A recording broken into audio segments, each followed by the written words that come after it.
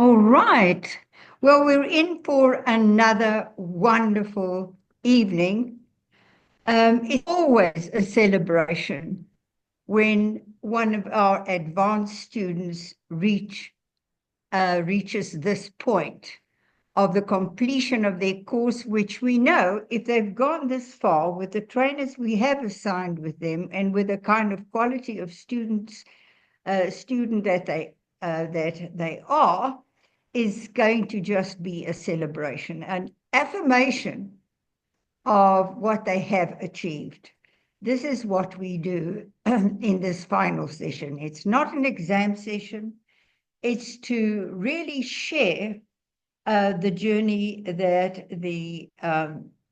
the student had gone through with his or her trainers, and to partake in the meaning and joy of it all. So I think, Marilyn, if I can ask you to just give us an introduction for those of us who do not know Karen, and an overview of the progress of work that was done, and the up to the point where we are now, and then we can hear it from the horse's mouth.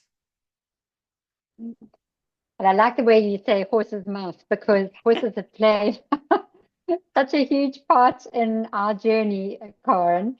So I can only speak for the clinical side, and I was going through all the work, Karen, that we did together on the clinical journey that we had, and I think for me, what was so phenomenal was watching Karen's growth from the first counseling session to an absolute, there was a tipping point, I think, Karen, and you'll agree with me, in about assignment 7 or 8. And we discussed this in great detail, where Karen finally found her voice, and just slipped into being Karen, and being uniquely her in a counseling session. And I'm going to use the word that we seem to have been using a lot in the last couple of weeks, the flow that came. I think I actually even marked it was assignment 8. And I think when I was going through my comments with us, suddenly there was a logo flow between you and your client, but also the way Karen introduced animals. So the horses were very much part of Karen's work with her clients, and how Karen was perceptive enough to, from halfway on, to bring the animals into the clinical setting, where her client felt comfortable almost using the animal as a means to share her own feelings. And there was one point where he was actually saying, the client was saying, I feel I'm stuck between a rock and a hard place. And Karen wrote in the transcript, there's a pause, and we watched.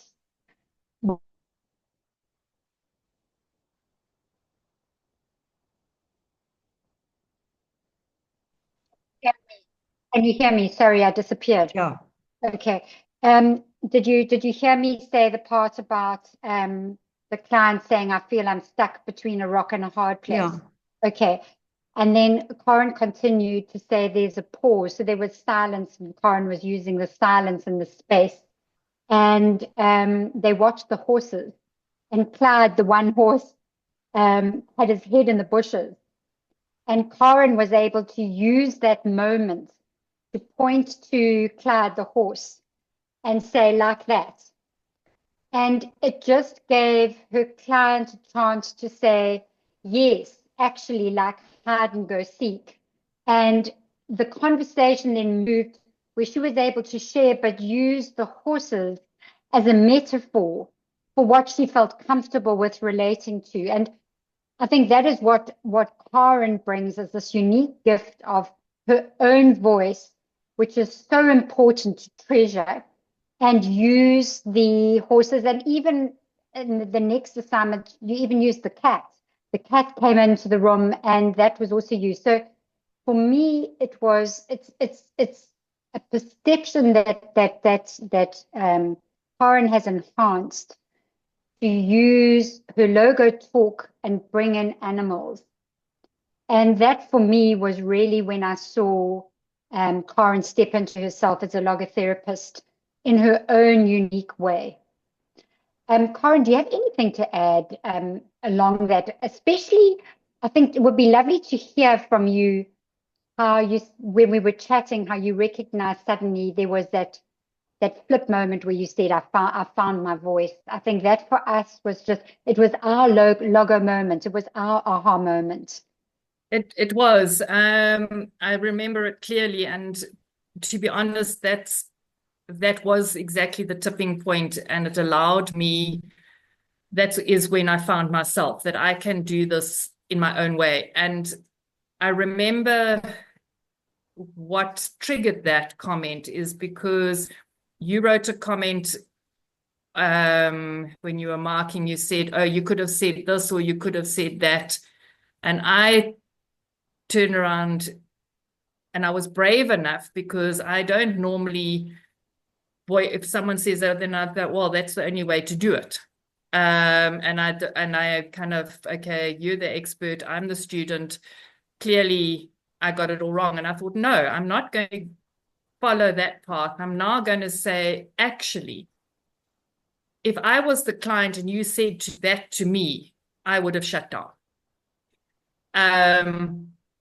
So I was responding with who I am. Yes. And it flowed with me. And yes, somebody else might have responded a different way and something else might have come in. But that was the moment where I realized that I must stop trying to be somebody else. I must stop trying to copy other people's words. I need to take the knowledge that I have and make it my own. And that for me, in this whole journey from the first logotherapy course through the advanced, that was the moment where I actually started becoming me. Well, if I can just comment and interrupt, because it's so important what has occurred and with the meaning of it. This is, when one has not yet found really your own voice, then you experience the input of others in a kind of confrontational way.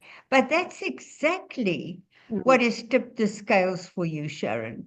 This is exactly, it's like a parent-child relationship too, that there needs to be this kind of identity crisis where you come out from under the direction of, and you become your own person.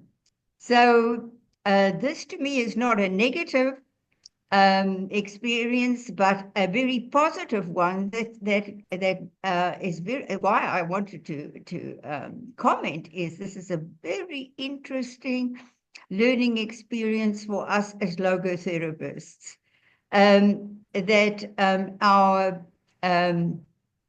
training, and we put our best into it, is always directed to letting the client or the student find their own voices.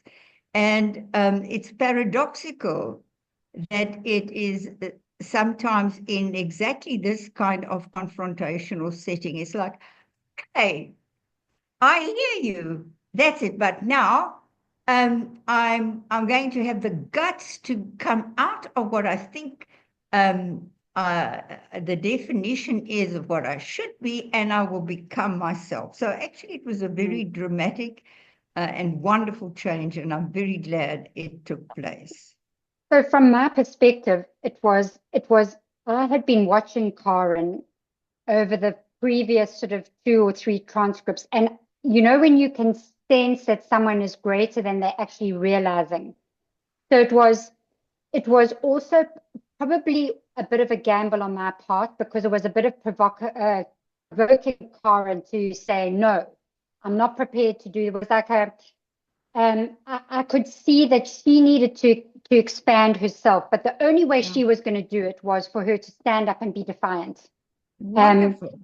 And you were. It was like, and it was just such a beautiful. The fact also, I was just so pleased, was that you trusted me enough that you could do that. And I was Yes, so pleased exactly. about that. Exactly. And I mean, full 100% to Karen, because that was when you stepped into yourself, and from then on, it was just you just stepped into being the most amazing logotherapist. So well done, Karen. It was a beautiful, beautiful journey, and thank you for sharing it with me. Yeah. And I just want to add, for a true parent type of figure, that we are, in a sense, as the trainers, we're sitting in the seat of, the know-how. Although we don't transmit that, we do. We are professionals in our own field.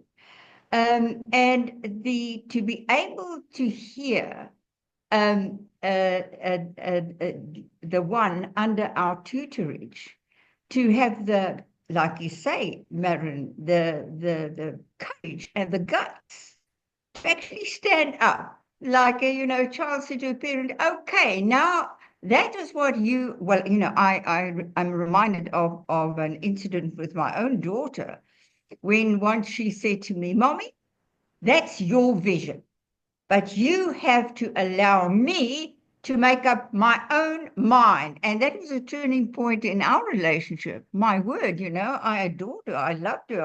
I tried my best for her, but for her to actually have that kind of confidence and faith in me, that if she could take a stand in that kind of a way, it was so healthy. And now I didn't see it as an attack at all. It came across as a courageous statement of authenticity in my daughter, which from that moment on really took her own course, right? Wonderful, great. Sean, have you got something to add from your side?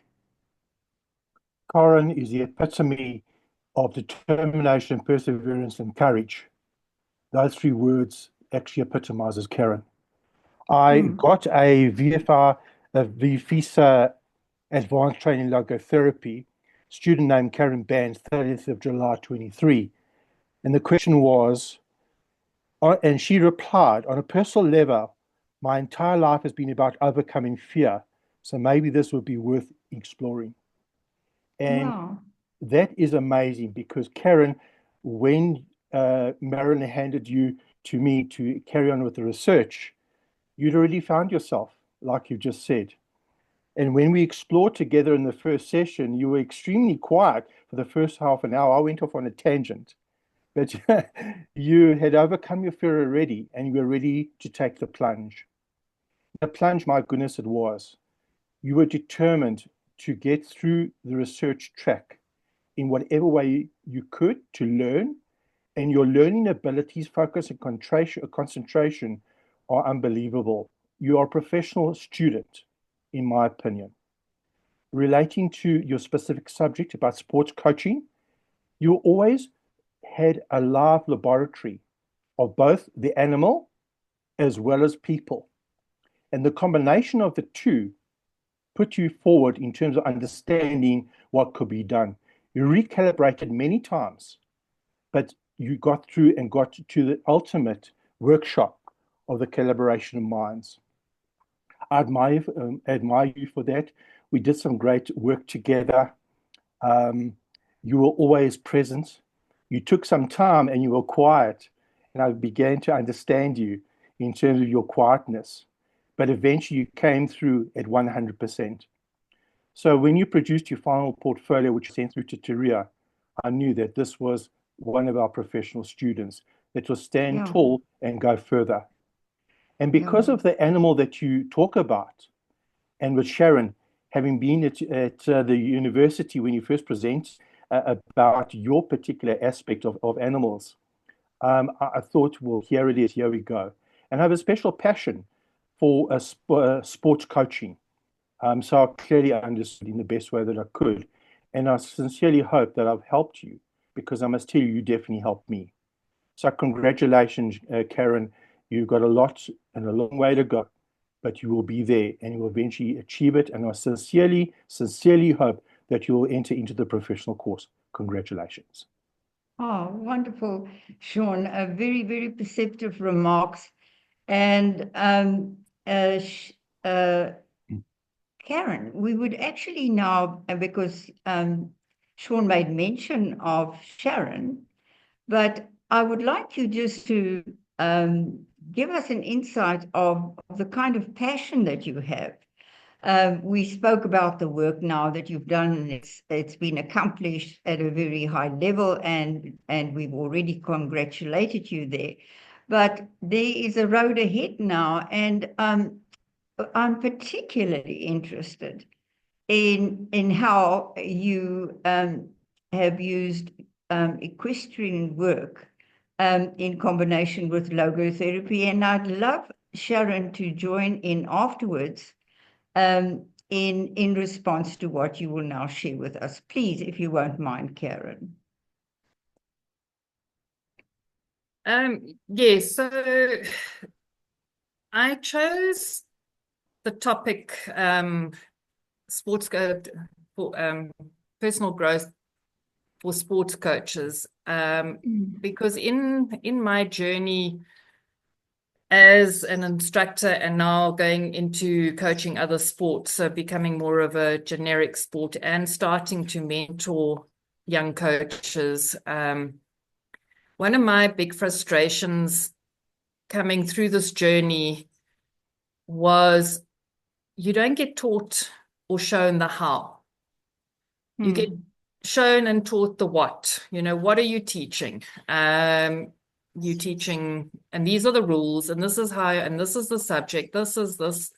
But the how, but the how for me is very abstract, or was very abstract, because it's the how is actually how do you overcome your own personality, your own. For me, let me speak for myself. My biggest my biggest barrier, stumbling block is my temper. And when I get pushed to a certain point, I have no patience. So as a result of this, I have, as a young coach, destroyed athletes. I know I have. But there was no one telling me, take a step back, and this is how you don't allow yourself to be triggered in these moments. And then as I learned and grew and started yoga, started meditation, started doing this, started looking at the spiritual side of life, I learned for myself, okay, there is another way of doing this. So when I was thinking of a subject to do, I thought this is such an important tool that the coaches don't get taught. And this is why I chose the subject. And it was such an abstract concept that I had absolutely no idea what was going to come from it. I didn't know where to start.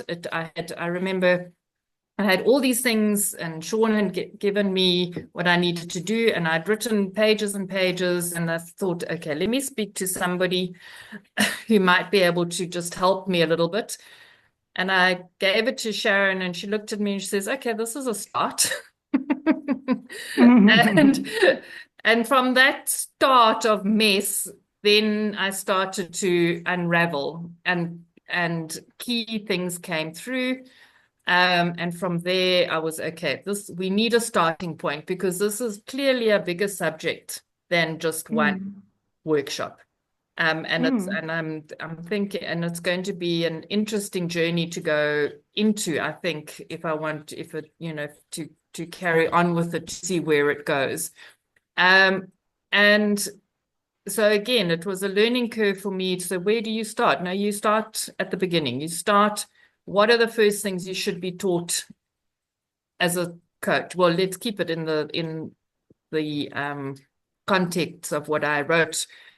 As a sports coach, one must learn, what are your values? I've never been taught about values. No one's ever mentioned values in coaching to me when I was doing my training. It was never a concept. What are you wanting to achieve? Who are you as a coach? What is your passion? And all these questions then came, and that is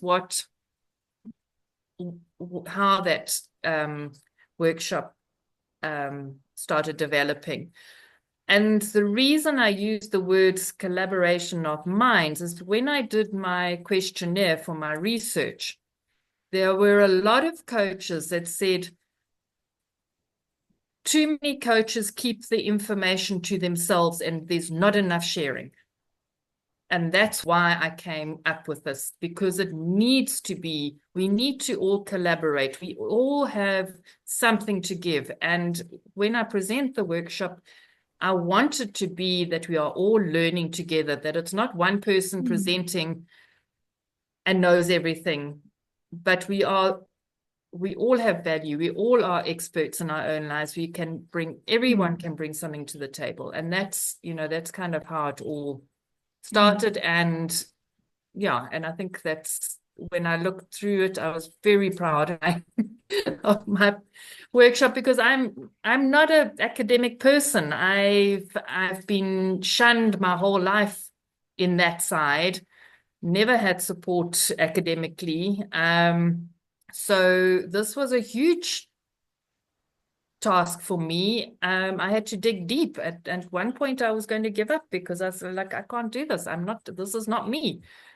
And then I took a breath and slept on it. And as Sean says, I was very quiet. And this is all the processes that went through my head. And eventually I told myself to get over myself, and I carried on, and then it ended.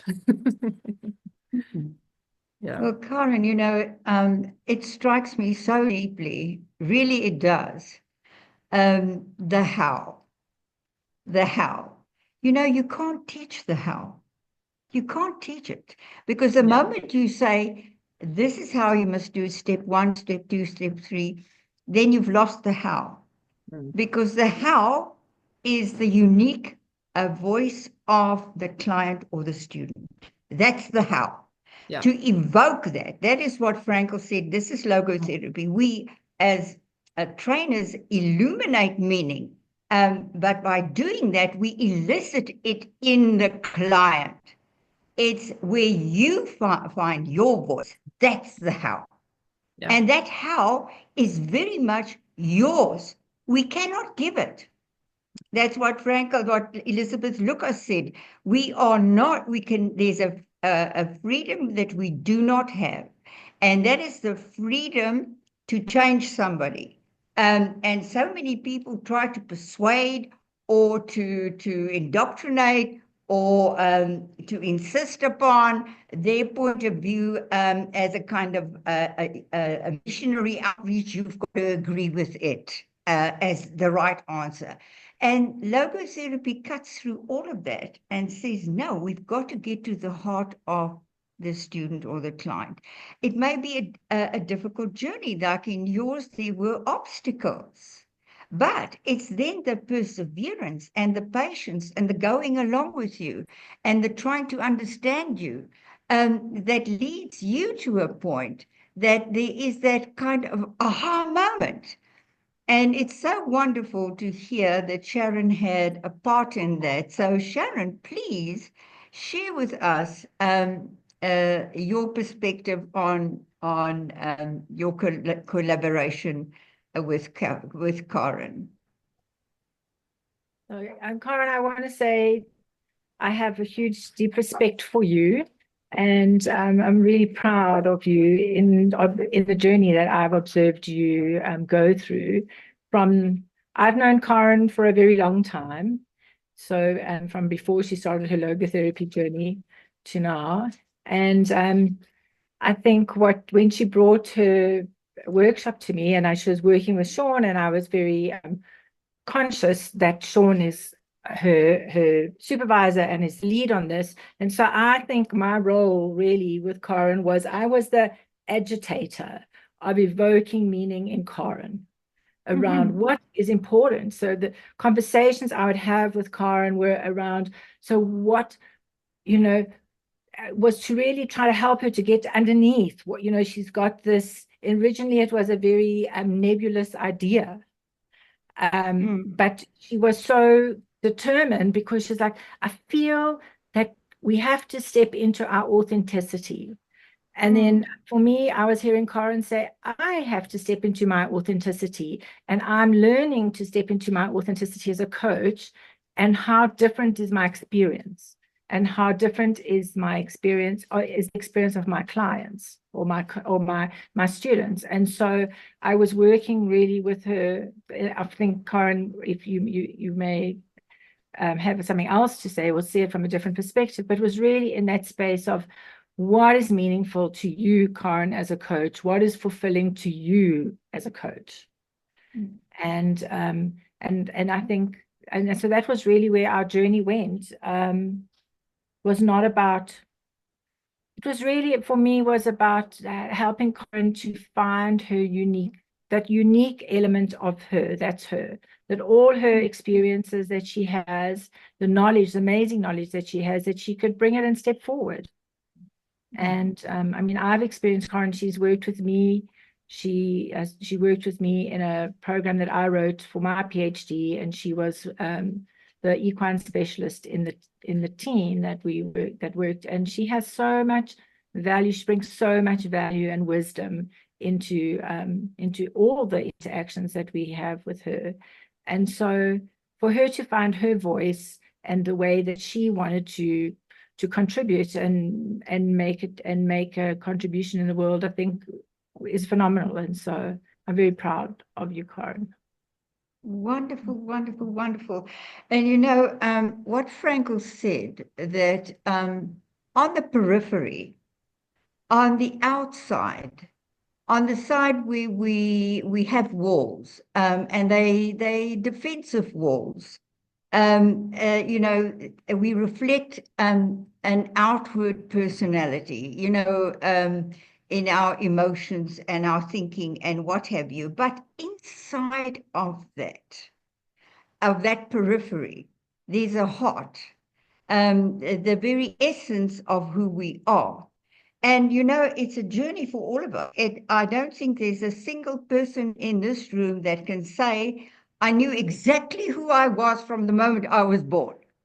That we go through very discomforting, unsettling, distressing situations.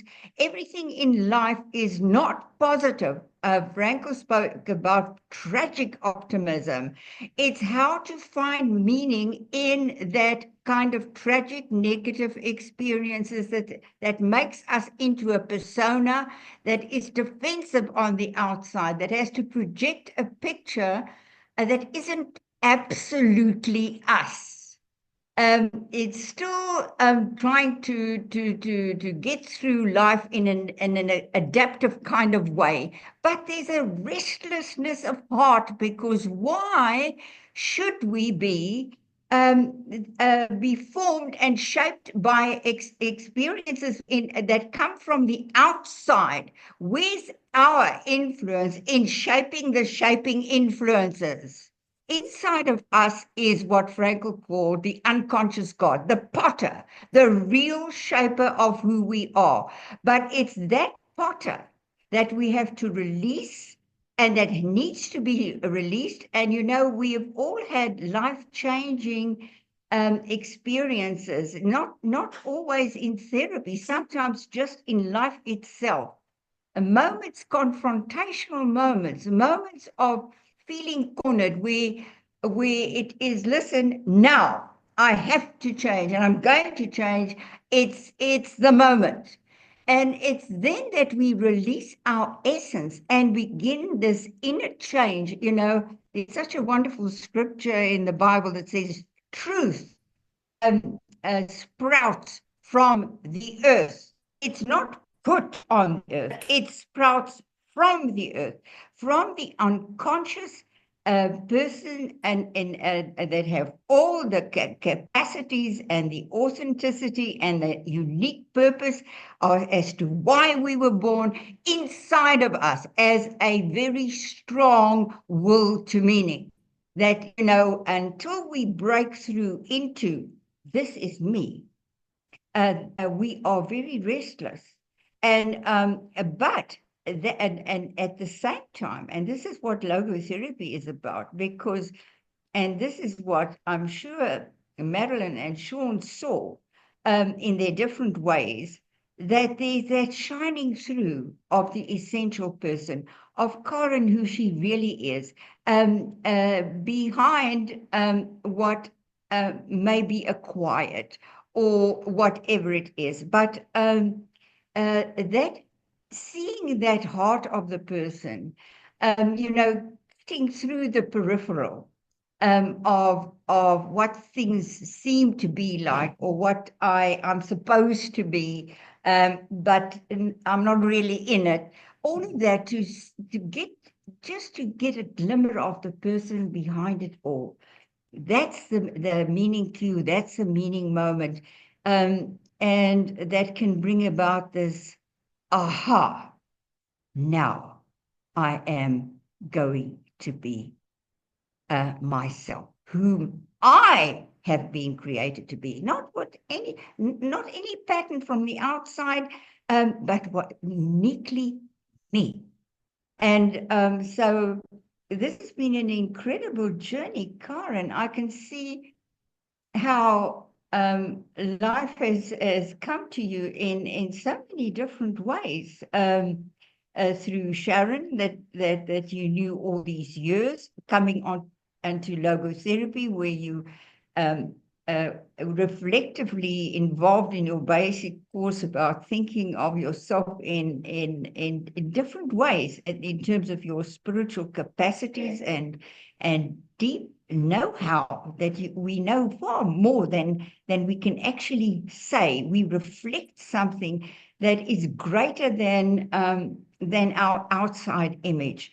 And it is the breakthrough into human greatness. And that's it. We each become great in our own particular spheres of life, and nobody can replace us.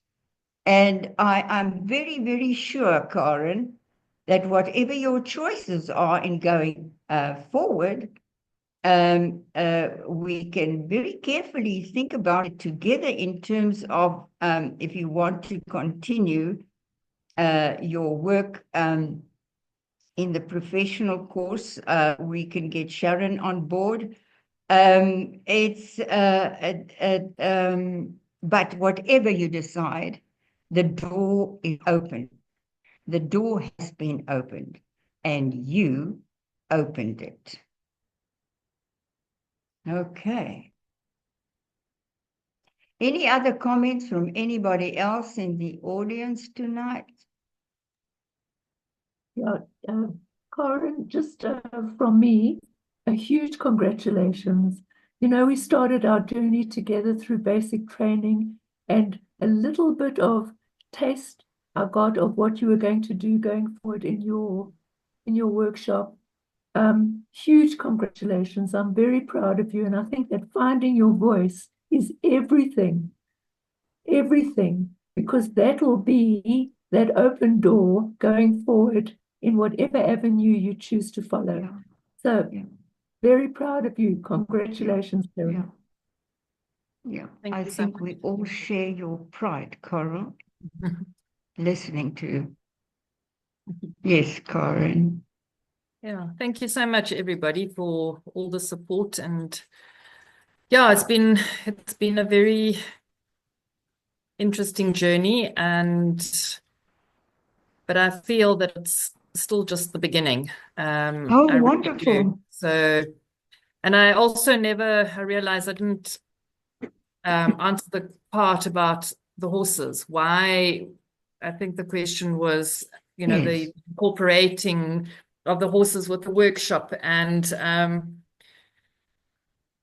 using nature or horses, or I mean, they don't have to be horses, but using what's around you is a very, very powerful tool to find your authentic self. So working in the space of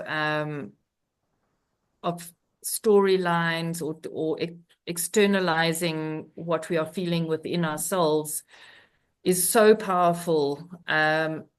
And working with Sharon in this space for quite a long time now, I just realized how powerful it is. And I've even started using it in my teaching when I teach writing or whatever I'm teaching, is instead of being completely direct and say, you know, what's the horse doing now? Or why is he naughty or whatever? You create, you ask questions in a different way and use a different language. And I think that the theme that's running through me is at the moment is definitely the language. It's using a different, there are different ways of asking the same questions that are not so confrontational.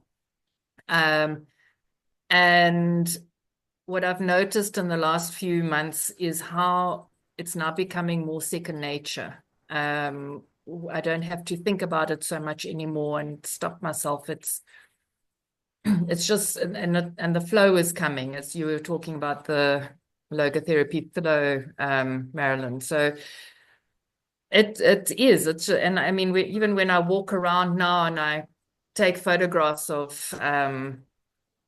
things and stuff in nature, and then I ask the question, I'll post it and say, okay, what emotion is showing here, or what is, you know, what's happening there? And it's just such a fun way of exploring different aspects and hearing what comes out. So yes, that is why I think having a workshop that's so abstract, having the help of nature and horses will really help explore this subject. Well, you know, you're talking about the open door. That's it. It's the open door, and you'll find, Karen, and this is the most glorious and wonderful thing.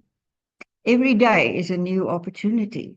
You know, it really is like a born again experience for me. I had it when I went to listen to Frankl for the first time as a student at the United States International University.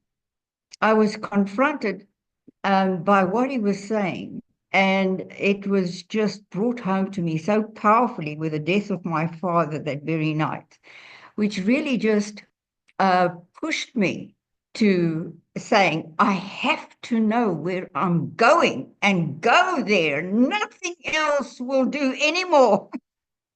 And it was that thrust. I opened the door because, you know, it's a crazy thing when you realize you've actually been the one that have closed the door, you know, defensively. But because you are the one that closed the door defensively, you are the one to open the door in a new responsiveness and an outreach. It's like Frankl said, we are only fully ourselves when we are involved with something out there in the world that releases us from this painful self-preoccupation and self-consciousness and self-defensiveness. You know, it releases us out of the pain of it, but that very pain was like what Frankl said, is that pushes us to a point of a breakthrough. Because we become so keenly aware of what we want in comparison to what we were given. Um, and I'm actually waiting for Sharon. I'm waiting for Sharon to also develop what I thought would be a very powerful contribution to logotherapy. And Karen, you are on that same road. How to use, not use, how to engage with nature, how to engage with the animal, especially the horse. I think it's one of the most sensitive creatures that was ever created. And to that very outreach helps so many people caught in this kind of a self-imprisonment to spontaneously reach out from there, because something non-threatening, something inviting, something that you can interact with. Why I so love dogs, I miss my dogs dearly, is because they love me so unconditionally. They don't carry a grudge. They're not angry with me. They don't set conditions for accepting me. None of that. It's just natural. It's a natural flow. And that is an area that I think we have not explored. It's unexplored in the area of logotherapy. We are still too stuck around the idea of doing therapy, person to person. And wait a moment, there's a whole world out there. Okay, so I'm encouraging you to go on your journey into the world. Karen, if I may, Yes. I would like to suggest that you've got the workshop, but I don't think you should do the workshop yet. I think you should have a training manual. I think you should go straight into a training manual for leadership and personal growth for sports coaches. I think that is the natural progression, because the workshop is obviously great. You can do it, but you're going to need a manual anyway. So I'm saying to you that to provide a manual could also become the guidelines in terms of moving forward, and even writing a coaching book with Sharon. So I think that could be a great project for both of you in terms of creating a manual rather than an actual workshop. The workshop is the living laboratory, as I always talk about. That's living and feeling. But in a manual, you can include that. You can include the live interactions of how you're going to put meaning and purpose into the interaction between the animal and the human being. So I think that there's two parts to the manual. I think it's the workshop in the environment, and it's the academic side in terms of the actual part as well. And you've got that already. You don't have to recreate it. I'm trying to encourage you to go forward with that. Sharon, I don't know if you know where I'm coming from in terms of this. Absolutely. I feel that this is one of the ways that we voice ourselves in the world. This is the idea of the professional course, is to have a voice into the world, and the writing of a book, or like you said, a manual, can be part and parcel of that kind of outreach. Somebody else wanted to say something. Sorry, I interrupted someone. No, it was me. And I'm laughing and smiling because with the idea that, Karen, you've opened the door, is that I'm also standing on a threshold. So, and Sean and Taria, with your comments, it's like, yes, Sharon, you need to push over the threshold and stand in the next space that needs to be stood in. So yeah, I mean, I think that there is just so much possibility for logotherapy to expand into including nature, and be it horses, be it dogs, be it I work with the chickens. I had no idea how powerful chickens are with children, and just in terms of their way of being in the world and the lessons that we can learn, you know. When a little child says to me, or even the ducks, you know, when a child says to me, I have to learn to be like a duck. And I'm so like, well, what does that mean to be like a duck? And it says, well, it looks really calm, but underneath the water, its legs are going like crazy. So when I get all upset, I need to learn to be calm, even though I'm all upset underneath in the water. And so, you know, and so for a child to learn that from a duck, you know, that, I mean, that for me, Yes. it's amazing, you know. Oh, it's amazing. But it's the Yes. way of being that I think that logotherapy has taught me, and I see it in Corinne, in the work that she does, and then when she's worked with me, and that is to really be respectful of the human being and the light that there is in the human being. And so, and in that, take that self-distancing approach. So we take a distancing approach through using external language, but to all the creatures in nature and all the different elements of nature, they stand there, they are there, and they show up as characters in our lives, and we give them the possibility to be different kinds of characters through self-distancing, through using sometimes we use provocative inquiry, but through using the Socratic questions, all of those things that Frankl, you know, highlights as the power of logotherapy. But always it's like there is meaning to be made and meaning to be found, and it's not ours to do that, but it's for us to evoke that in someone else. And nature's there, is all around us, and has so much power to help us to better serve our clients. Yeah, and if you see, it's really a world issue, and you in that area you become involved with the world. Yeah. Because what we have done to nature, I recommend watching the David Attenborough Life on Our Planet series on Netflix. It's fantastic.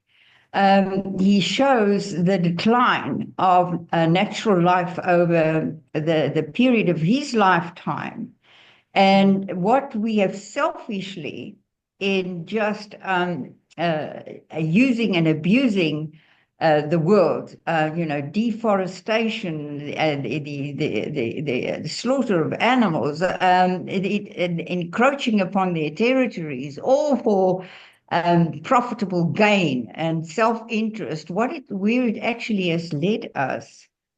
And he suggests so beautifully, he's 93 now, that we can change it. We have the power to change it, but the world is being called to responsibility. The world is being called to responsibility. If you think about how, you know, even tyrant regimes, how they not only abuse nature, but they abuse their population. There's a call for national and world responsibility like we've never seen before. We've moved out of an isolation as a result of a lack of knowledge, but knowledge is exploding everywhere, and it's become available to everyone through the technologies of our modern age. And we're all confronted with the fact that there's a world out there. It's not just our own little personal lives. How are you affecting the world out there?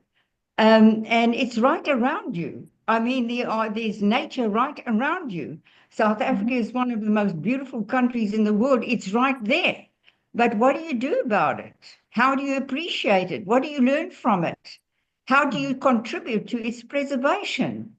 And so this is a great venture. I can't wait for us to end. I'm at the end of my life. It's up to you to be reaching out into these areas. Like Frankl said, he laid the foundation. You can't lay. What's the point of just going over and over and over the foundation? For heaven's sakes, you to take the foundation and build upon it in your way.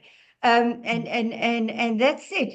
It's innovative, it's creative, it calls us to respond And we have to do that with commitment and heartfelt devotion. And this is what we need in the world today. Yeah. So If it's I a may, great area to Ria, explore. Yes. if I may, Ria, you talk about nature. I've just written a short book about neurogeology, and it's about how we can take a stone and how we use our senses to smell it, to taste it, to do all of these things with it. So it's not just about pure nature, and it's about these stones going back to ancient days, very, very long ago, and how the rocks and the stones make up this environment. I love that scripture that says, talking about Israel and the appreciation of what it means, we love the stones and the dust thereof. Yeah, exactly. The stones and the dust, and boy, is there a lot of dust because we're very much still in a desert, you know. I can't keep up with dusting. Yeah. Anyway. Oh, this Yeah, has and been a most fascinating evening. Is there somebody else that wants to comment?